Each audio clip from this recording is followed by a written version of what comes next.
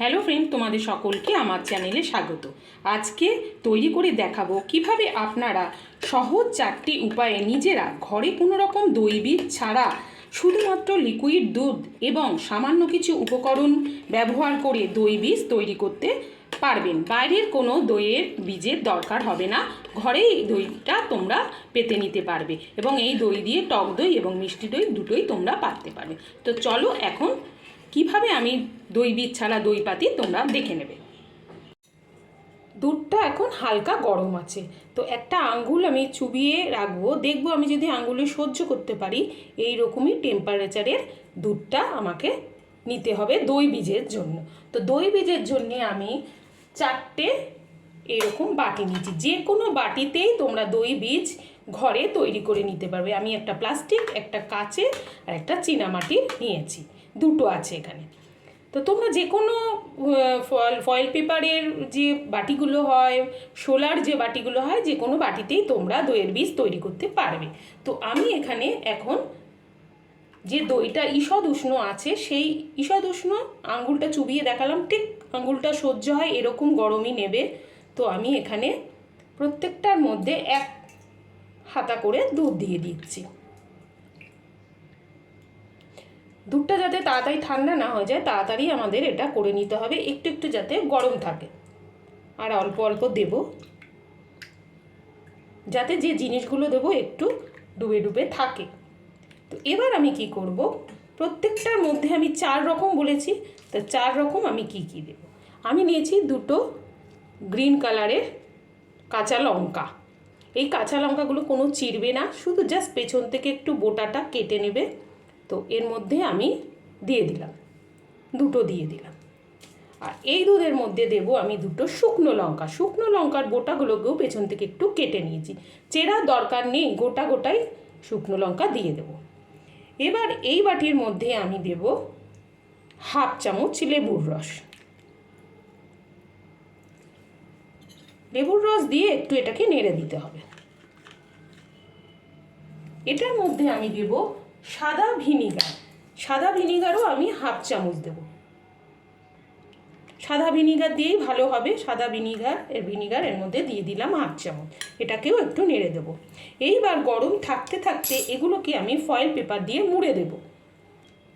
এবার আমি এরকম ফয়েল পেপার নিচ্ছি, এটাকে ভালো করে এটাকে আটকে দেব। একটু একটু গরম আছে, গরম থাকতে থাকতেই এটা করে নিতে হবে। সেম এটাকেও আমি ফয়েল পেপার দিয়ে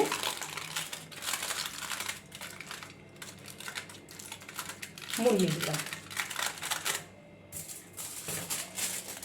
এটাকেও একইভাবে মুড়িয়ে দেবো।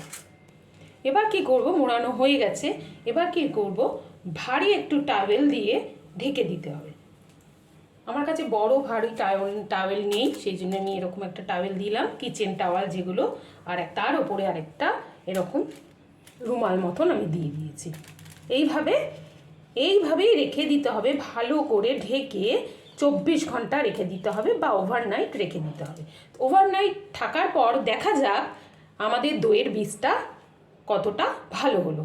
তো এখন আমি 24 ঘন্টার জন্যে রেখে দিচ্ছি এটাকে এইভাবেই গরম জায়গায়। 24 ঘন্টা বাদে আমি ফিরে এলাম।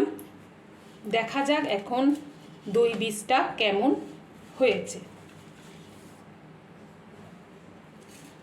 একটা একটা করে খুলি।